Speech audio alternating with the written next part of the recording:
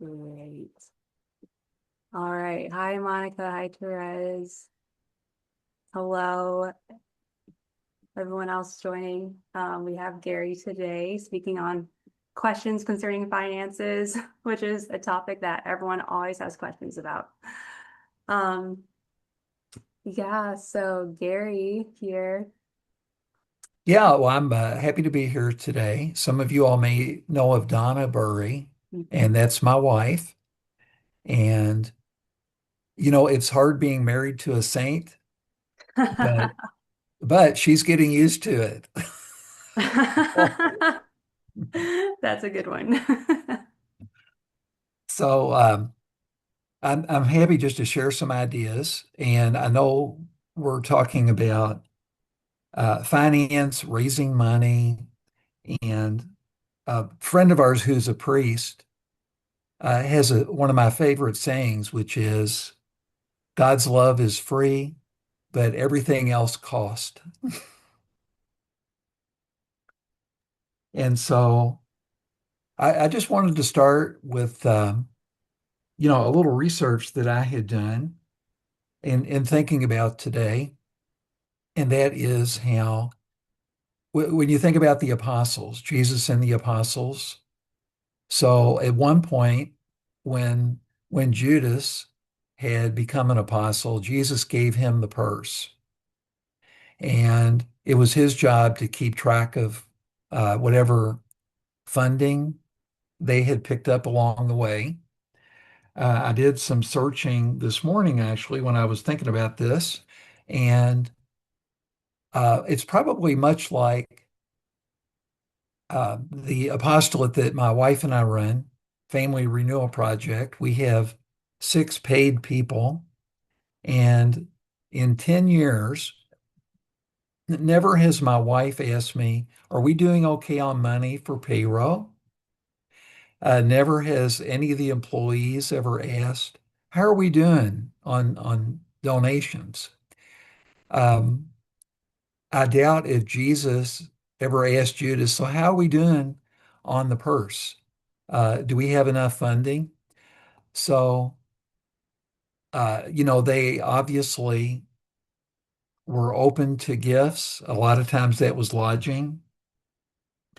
And over the decades, I have had a few sayings that I use with people that I'm talking to about donating. So I'll be 70 this summer, and for 43 years, I have been in the financial planning business. So I've had some 27,000 appointments one-on-one with people, talking with them about their money and saving for education for their kids and for their retirement, and talking with them about their giving. And it's a specific subject I always ask.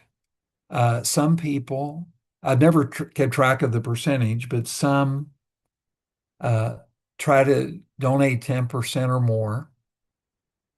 But I find that most people say, well, I don't give as much as I would like to. I know I should be giving more. I know I should be tithing. But until sometimes they get challenged a little bit about asking, well, would you like to try to get up to 10%? And most everybody says, yeah, I'd really like to do that. I feel like I should be giving more away. And I have a couple sayings that I use with people. One is to do your giving while you're living, so you're knowing where it's going. Another is, every year you celebrate a birthday is one less year that you have to save money for. So that's more for somebody in their 60s or 70s or 80s, because I find that potential donors in that age range have been savers all of their life. And most people like to see their net worth get bigger every year. So one thing that I have spoken with people about that are older is, okay, you're you're 70 years old today. You don't have to save money for the time between age 60 and 70 because you've already lived it. So now we're looking at age 70 and beyond. And a lot of people just don't think about that they have the ability to give more away, to be more charitably inclined. Um, it takes courage to ask someone for a contribution.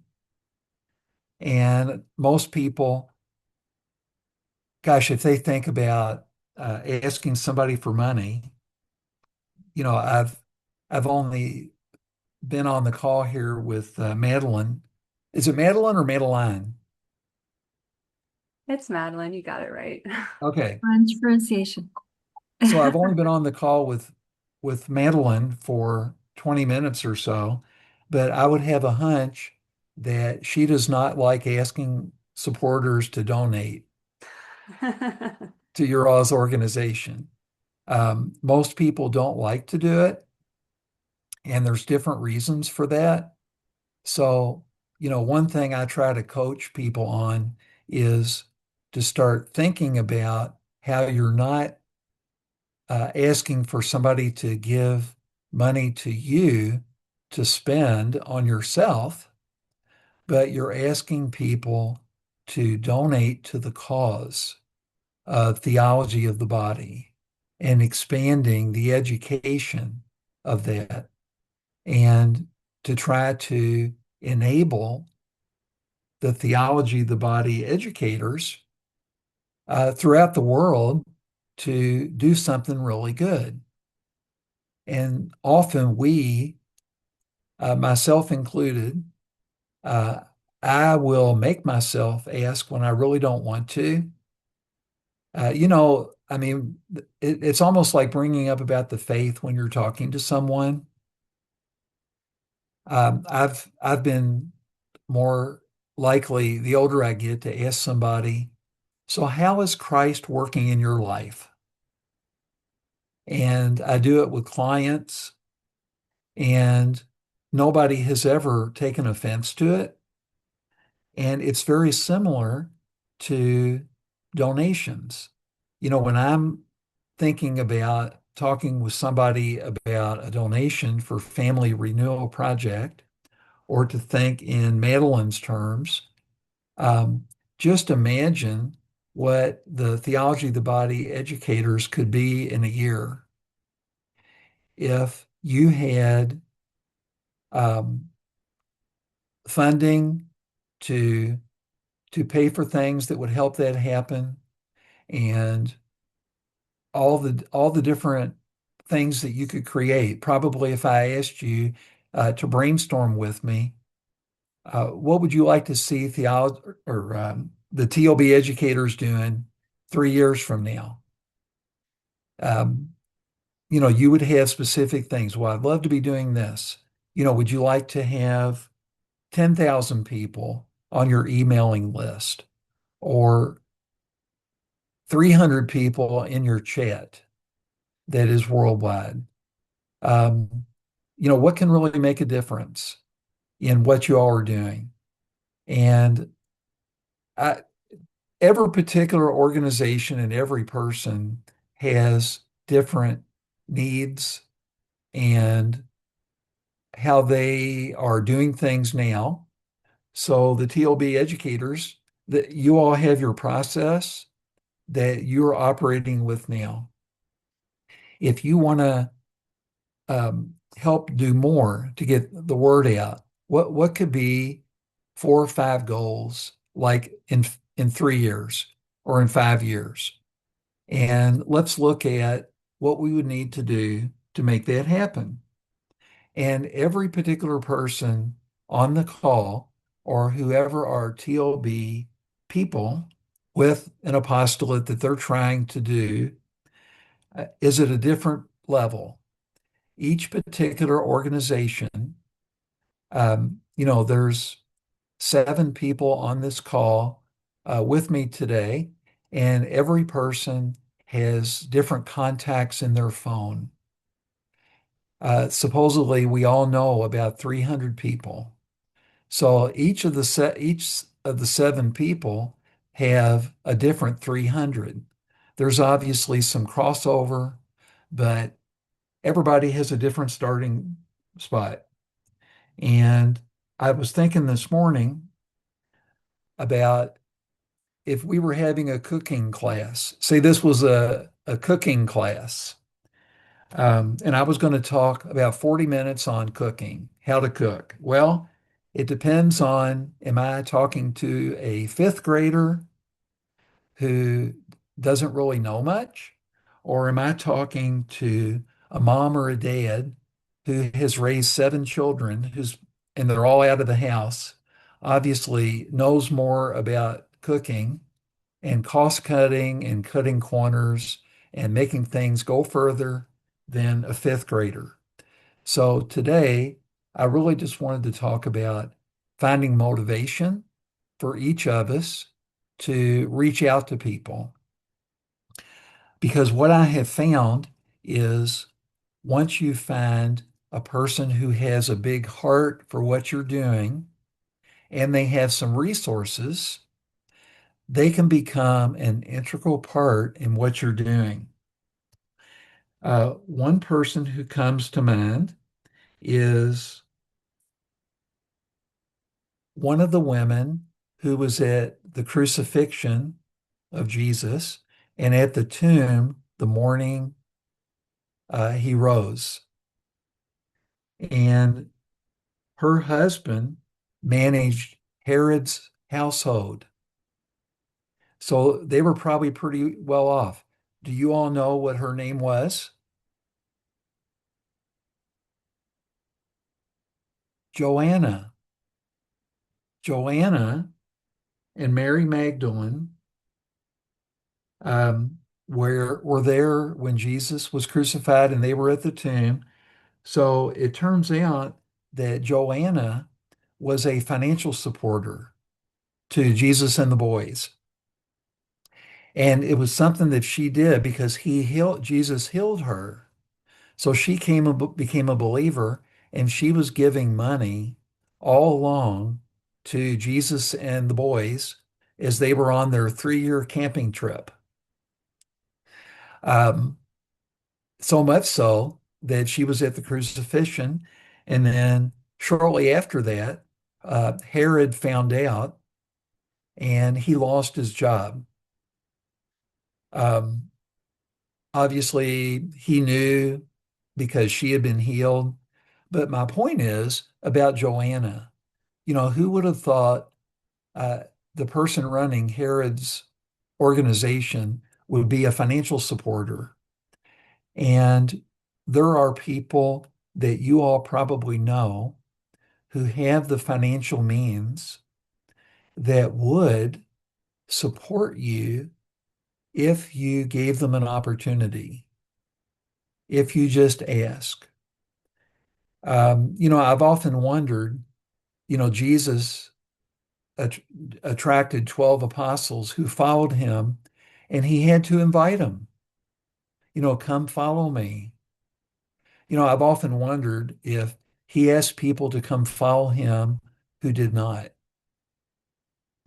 Obviously, I would have to think that yes, there were some because he was often like doing the Sermon of the Mount, and there were some people who did follow and some who didn't. This Sunday's gospel from John has 2 verses that close out that particular chapter in the gospel. And they're talking about all these gifts that people got and how excited they were. But the 2 verses that are not included in the gospel talk about how some people were excited and some people thought they were drinking too much new wine. Obviously,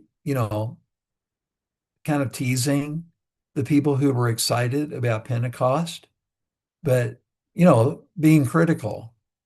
And I would encourage you to read those last two verses because some people will not be involved. But I found with Family Renewal Project, getting people involved, inviting them to a program we're doing, personal invitation is the best way. Just like Jesus and the apostles did. Obviously Jesus had 12 apostles. He had his three kind of in the inner circle, Peter, James, and John, right?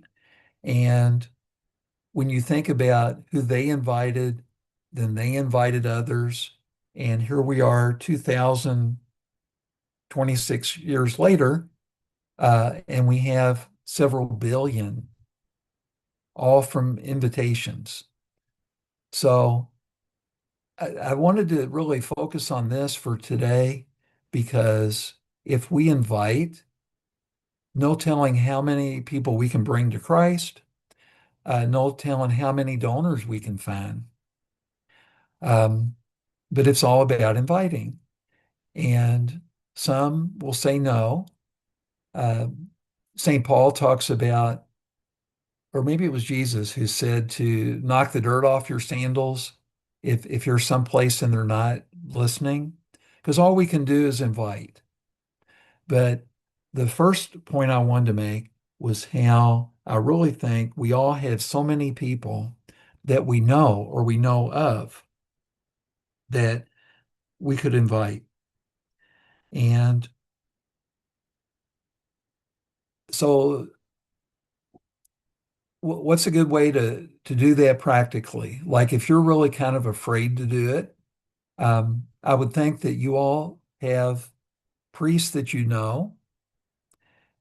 know about TLB, and I would call and ask them to counsel you, to meet with them, talk about um, the TLB educators, and thinking of you, Madeline.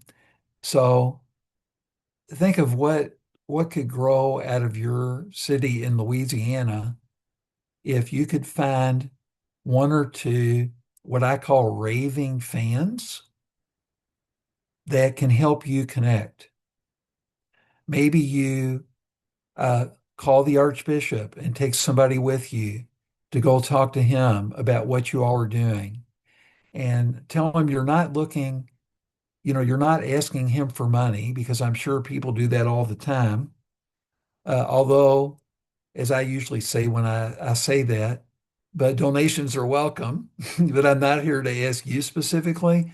But I'd like you to help me meet one or two people in our archdiocese that you think would be good to meet that may be supporters or that they may help us connect with others.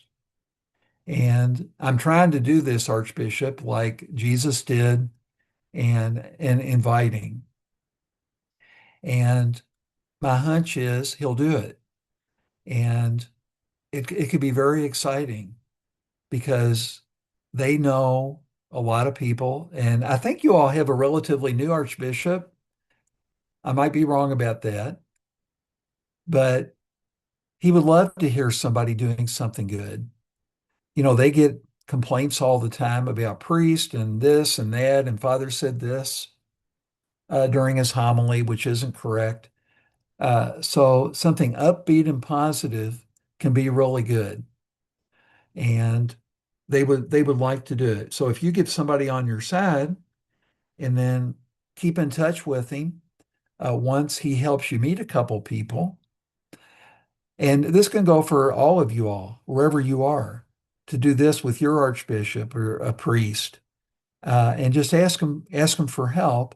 And then once they do help you connect with a couple people, send them a note. Hey, Archbishop, thanks so much for connecting me with the Joneses or Betty Lou. She was so excited. And I can guarantee you 99% of the people that he suggests you call will take the appointment. Just no doubt about it. That's one of the things about getting someone, even like a priest, who they know who has money, they know who maybe has approached them recently about, Father, our culture is just going down the crapper, and we want to help somebody. The priest who is our chaplain for Family Renewal Project had a businessman meet with him recently. Father actually did the wedding for his son in the last month, and the guy asked him, um, "Who's who's a good charity that I could contribute some money to?" And he actually gave him a name of an organization, which was not us. I would have liked to have gotten the donation, but another very worthwhile Catholic school in Louisville. But people often are asking the priest, I have some extra money. Who can I donate it to? And so when you think about fundraising, because one of the questions that was submitted was about some effective fundraisers that can be done online or somewhere else. And so this is a strategy that is very simple. It just takes courage. The courage to go ahead and ask for the appointment, to ask for the help, know that you're not asking for yourself. You're not asking for money to buy a new car or clothes. You're asking for money to really bring somebody closer to Christ through TOB, because it's all about where we're going to be a million years from now. We will all be somewhere. And the question is, where will it be? Well, we have a duty to invite others, and we can't make anybody do it. But with the amount of emails that you all have, you have 1,000 emails, to think of doing something unique. Like last year at Lent, I had this idea about having a matching fundraising program. Because when you think about Lent, you think about prayer, fasting, and almsgiving.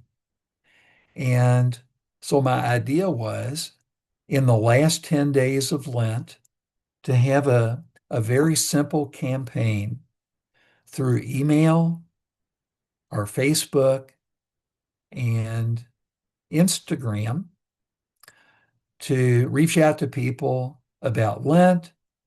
We're coming to the end of Lent, and we're looking for folks who had every intention of giving more away, doing more almsgiving, but maybe you haven't.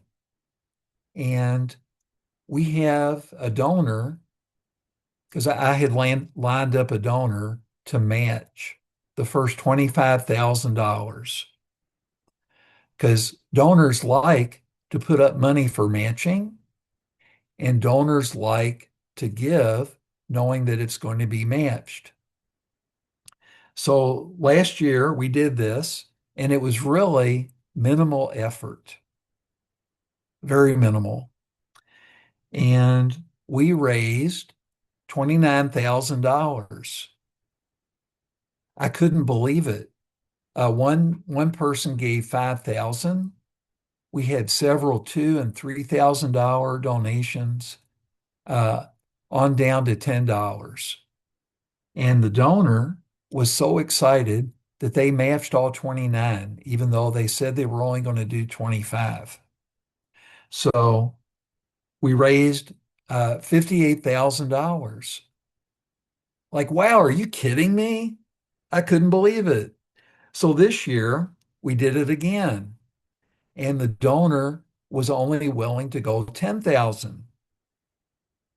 So we did it, and disappointingly, we only raised 8,500. Well, disappointingly, right?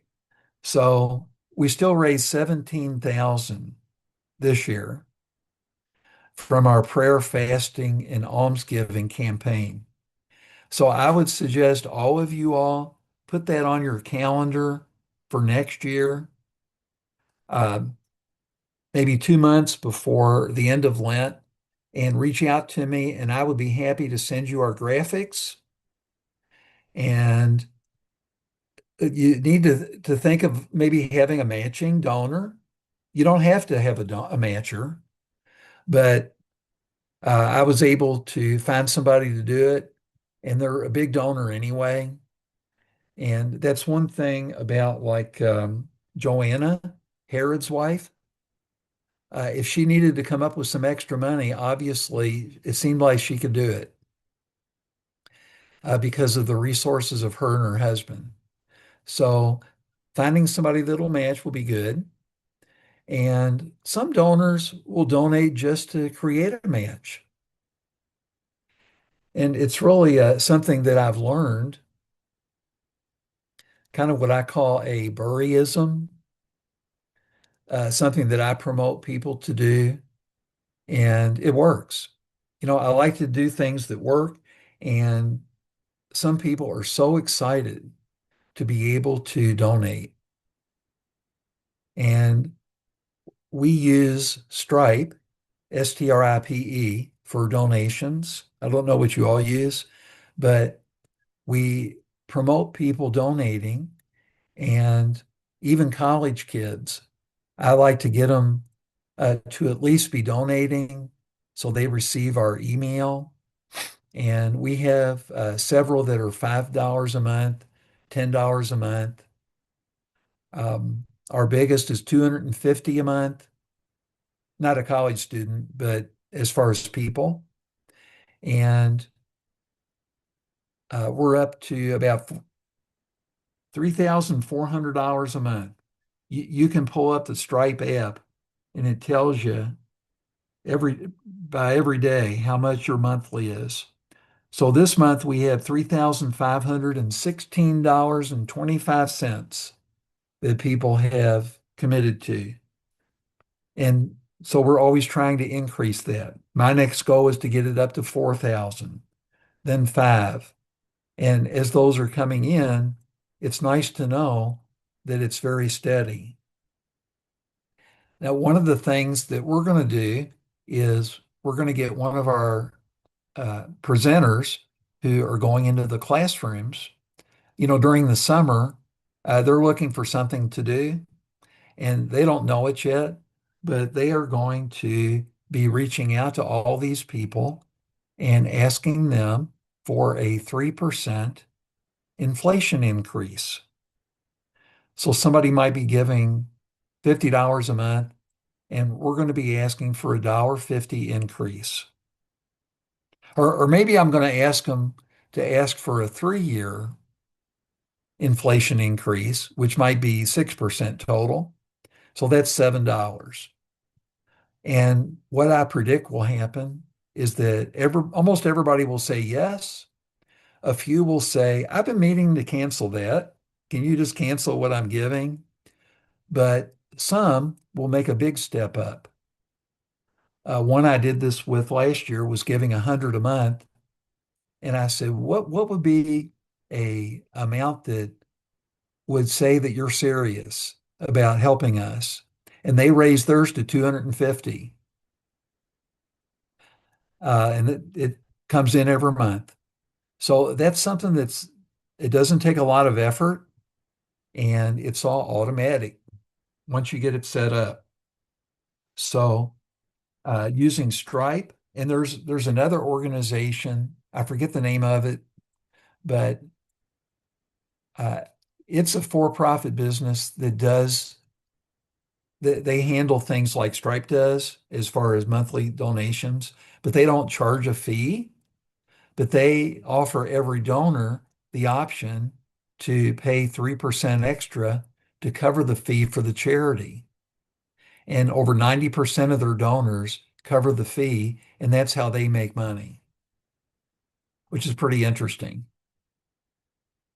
Um, I've looked into it, and I haven't done it because it will take massive effort to change from Stripe to that organization. But if you don't have something going on like that, that would be something good to um, incorporate into your system.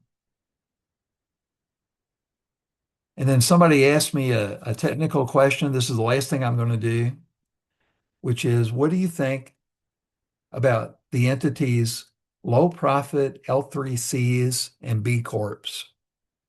By chance, was that any of your all's question?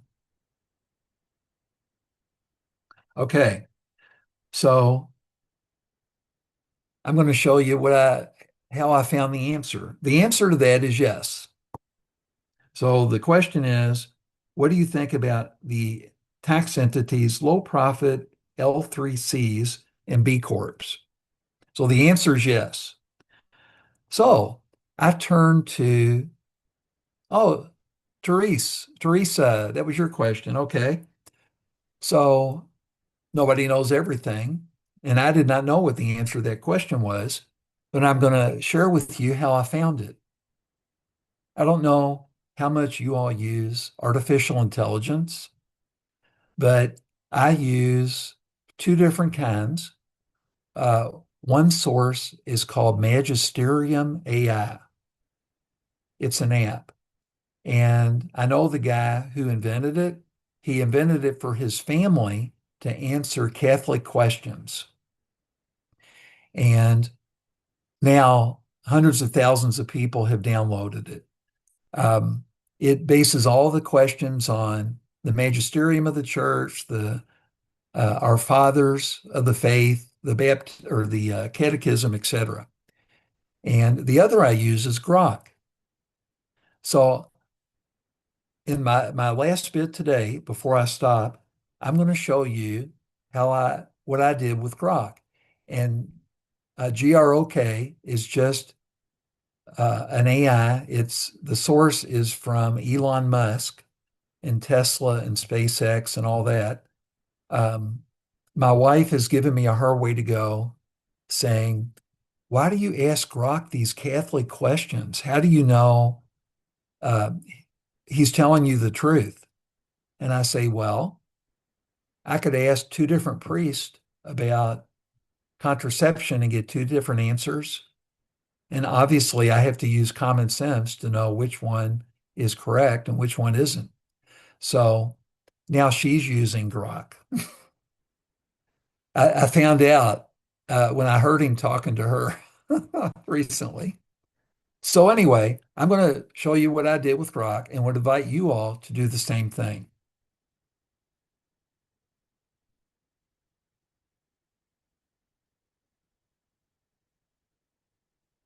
Hey, Grok, are you there? Hey, yeah, I'm here. What's up? Okay, so I have a question for you. I'm a 70-year-old Catholic man who is a conservative Catholic, and I'd like to ask you a question based on the Catechism, the Magisterium of the Church, and our church fathers. If there's any kind of angle to the question I'm going to ask you, it's really more of a tax question. And the question is, what do you think about the tax entities known as low profit L3C and B Corps? And so I'd like you to give me a 100-word answer. L3Cs and B Corps are designed to do good while still making money. From a Catholic perspective, the church has long taught that business should serve the common good, not just shareholders. That's straight out of the social teaching. L3Cs are basically LLCs with a built-in mission to prioritize social benefit over pure profit, which sounds a lot like subsidiarity and solidarity in action. B Corps get a third-party certification for balancing purpose and profit. Neither one's perfect, but they're both trying to make capitalism less cutthroat. The church would probably say, good start, but real morality comes from the people running them, not the legal structure. And is it possible for those two tax entities to receive PRIs, which are program-related investments from foundations?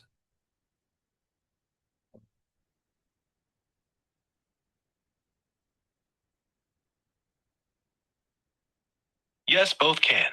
Private foundations can make PRIs to for-profit entities, including L3Cs and B Corps, as long as the investment primarily furthers the foundation's charitable purpose and profit isn't a significant motive. L3Cs were specifically designed to make this easier, though the IRS doesn't automatically approve them. B Corps can receive them too if they meet the same tests.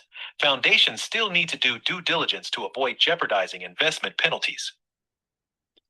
And let me ask you a question. I have a friend who has an organization called Theology of the Body Educators, and they're looking to raise money for expanding of their mission of their 50c3.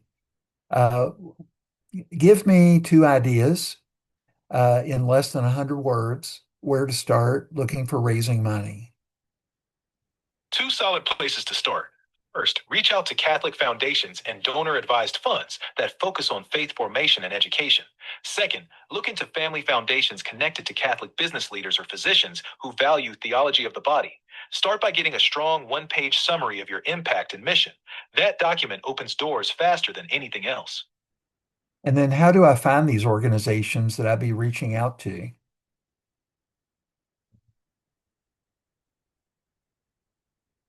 Start with the Catholic Funding Guide.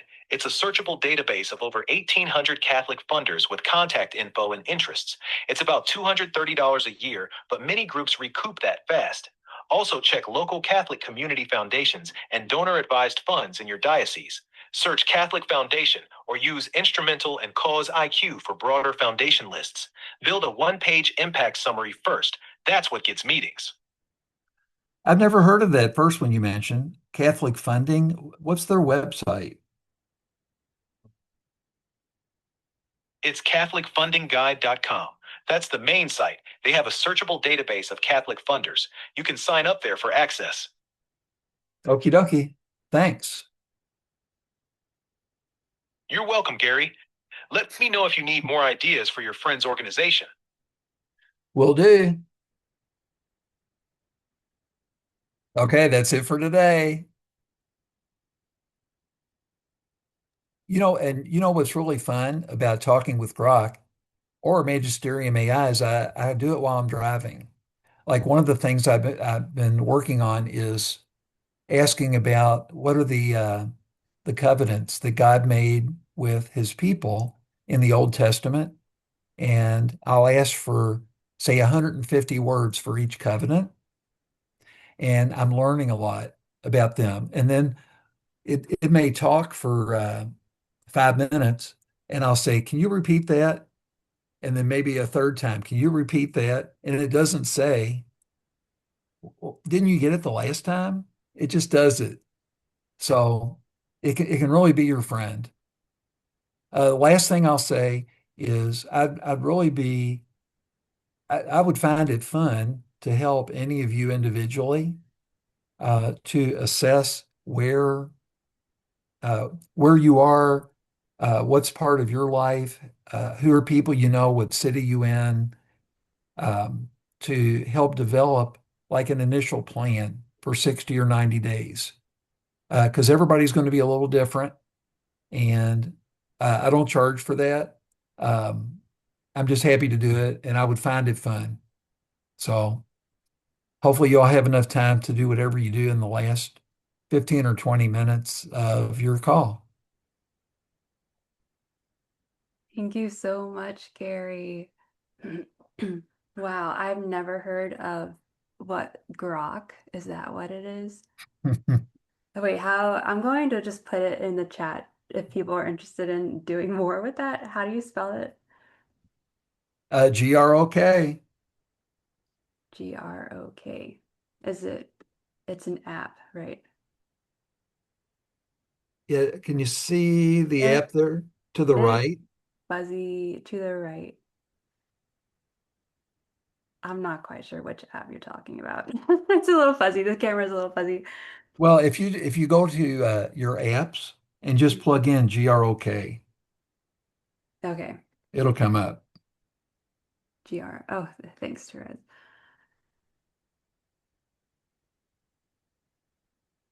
Great. And then what is a good contact for you if people need to reach out for further questions or further coaching? Just Gary with two R's, Garry at familyrenewalproject.com. All right. FamilyRenewalProject.com. There. For those present, I am putting that in the chat. And I can also email it out to those not present, but who registered for today.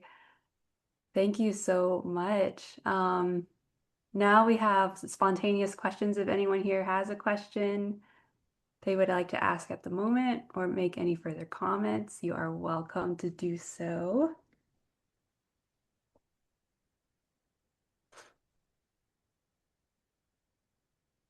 And let me ask you this so obviously you all recorded, and can I get a copy of it as well? Yes, yes, I'll send you a copy. Thanks for Okay, asking. Yeah. awesome. Sandra, did you have something to say? Oh, about the recording. Yeah, we're recording. Oh, okay. Yeah. Thank you so much. It was very valuable, very helpful. Well, you're welcome. And um, let me pick on you, Madeline. So, Okay.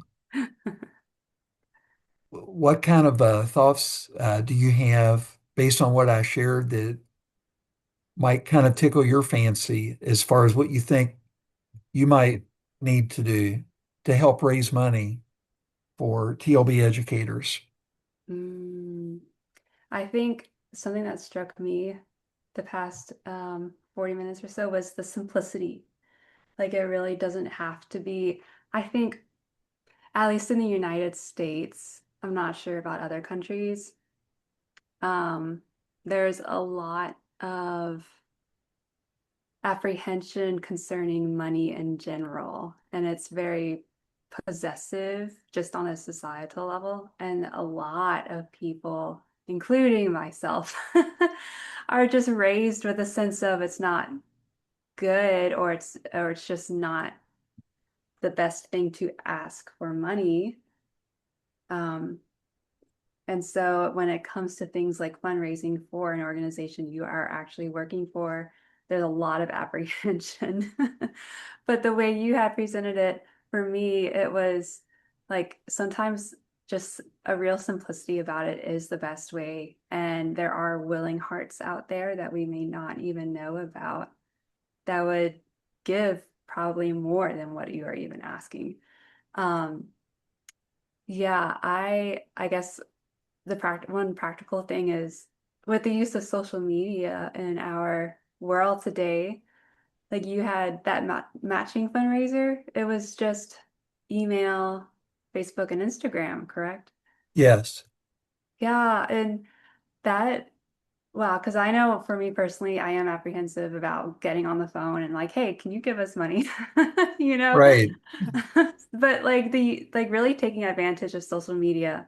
And then if people want to contact you through that for like further relationship with your organization, then like at least the first step has been taken already through social media. So And the yeah. other thing is text messages. We also use text messages Oh wow. that Okay. had a link to our Stripe account. And, you could even make a 30-second video. Mm, Um, and it maybe wouldn't have you on the video, but something TLB related that would be engaging when somebody sees it. And then say, we have a donor that has put up $1,000. Start with something small mhm. and um, see what you can do. I have another question. How would you, or what are the characteristics of a person that typically would be willing to, you know, probably involved in church things or a certain age or I don't know, this or that interests. And perhaps linked to that question is another one that's is it worthwhile um, paying in social media to promote the, I don't know, start the advertisements or the campaign? In your experience, has it been fruitful? So up till now, we have not paid to use social media. And we just discovered, because we had hired a marketing specialist a few months back, that Google has free advertising for 501(c)(3)s in the amount of $10,000 a month. Wow, that's really helpful. Yeah, and there's no catches. So what that means is that you can and it was a pain to get approved, but now that we've got it, we have $10,000 a month and we just started using it this month. So what does that mean? That means, like, if somebody goes in and Googles uh, theology, theology of the body, or they look up, how do I learn more about the theology of the body, or phrases like that. So you can use some of the ad dollars so that if somebody searches for that, your website comes up at the top. Okay. That's where Meta makes their money, is people paying for search engines to promote them first. Sometimes I'll be looking for something on the IRS website, and the IRS website is maybe the fifth or sixth thing in the line, and the ones that are on the top are businesses that want to do business with me because of the question I'm asking. So they pay if somebody asks that question for that to come up. But I really was just looking for the official IRS website. And obviously the IRS does not pay. They probably should, because it's a waste of money. So that's something the government should do, right? Maybe they haven't discovered that, but if you're a 501(c)(3), you can get approved for this free Google money. Okay, great. Yeah, we'll check that. But also there's a lot of things you can do that are just creative. Um, and depending on what you got going on in your organization would determine what might be some of those creative ideas. Okay. Okay, great. Thank you very much. Hey, you're welcome. Any other questions?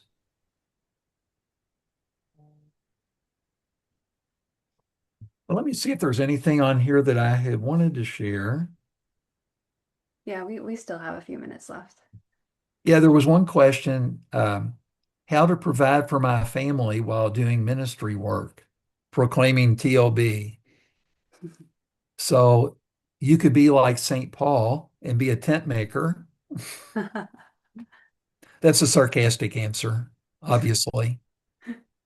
Um, and incidentally, he made them out of leather and goat hair. Oh, somebody thought that was funny. Well, good. If my wife was listening, she would put a frown face at that.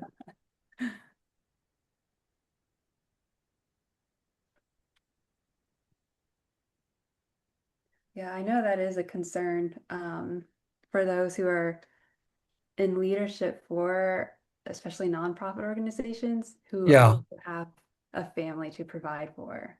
Yeah, so there is a line there to balance on.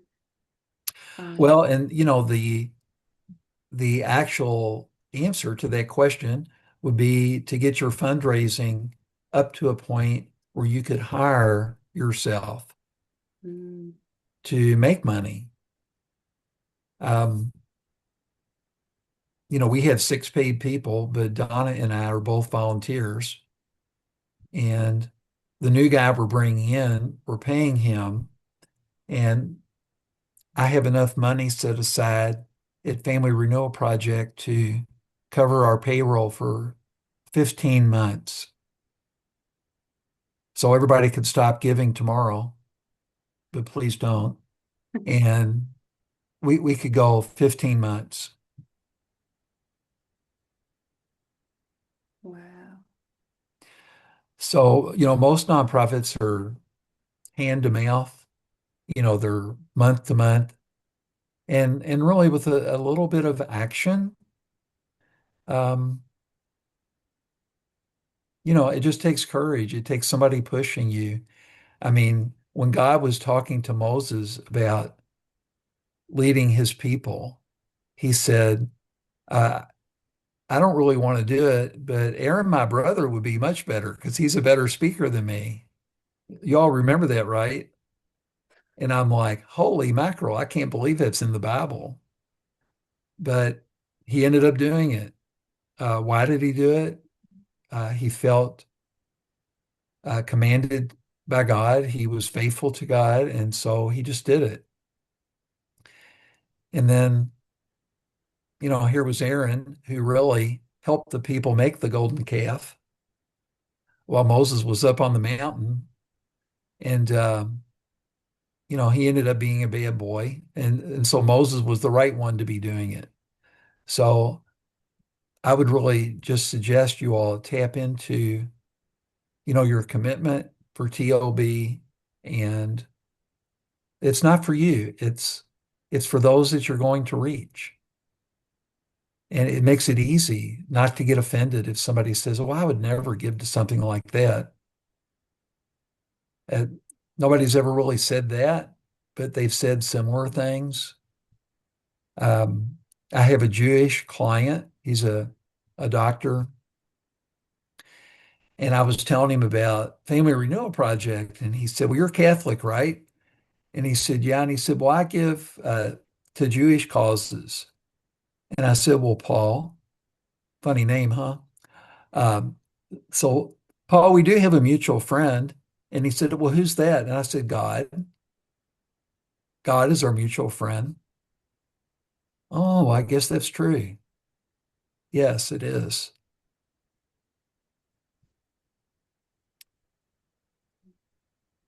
So I guess we're at the end of our visit. Gosh, it goes so fast. I know.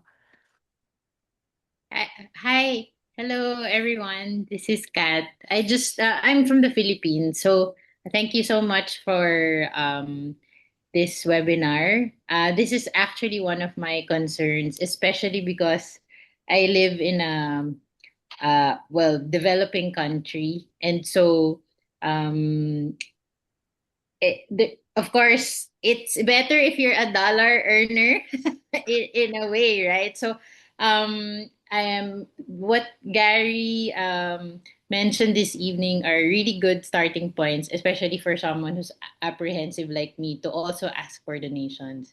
Um, and the last question that was brought up: how do I continue doing TOB while having to, live and survive is actually also my concern. And well, actually, my personal question now is I'm not sure if it will be answered here because we also don't have much time anymore. But I sometimes wonder if fundraising for TOB would actually work here in the Philippines because we have a different, money concerns also since, yeah, different income, or just really the currency, right? It's really just in terms of currency, it's already there's a big difference. And so I there are people who fundraise for good causes and they actually surprisingly really also get money, just like what you mentioned, Gary, that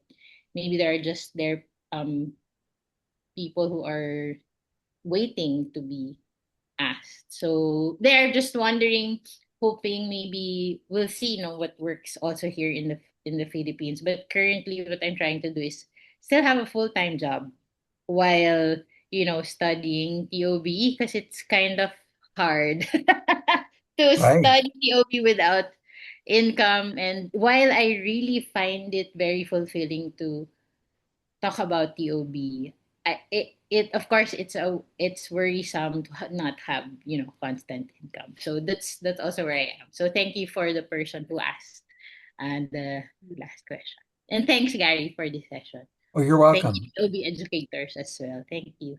Yeah, it was my pleasure. Yeah. So that's it. Thank you. Thank you, Kat, for sharing. You're welcome. Yeah. Yes, we are at the end of our hour now. If anyone wanted, I don't know how much time you have, Gary, if stay on an extra 5 minutes if you wanted to chat more, Kat, or not. But we're gonna at least close the session for those who need to leave can leave. So we'll say a closing prayer and stop the recording, and then whoever wants to stay on for an extra 5 or 10 minutes can do so. So let's close in the name of the Father and Son and Holy Spirit. Thank you, Lord, Amen. for this time together, for this hour of sharing, and for many insights and helpful tips that Gary has given to us and to all who will be watching this later. We ask for guidance as we move forward in what we have learned in our various ministries, and give us the inspiration to do what is needed to help ourselves, but to also help everyone in our communities. Glory be to the Father, and to the Son, and to the Holy Spirit, as it was in the beginning, is now, and ever shall be, world without end. Amen. In Father, Son, Holy Spirit. Amen. Thank you so much. You're welcome. Grok and I have enjoyed it. Yes. Okay, Sandra, you can stop Thank the you. recording.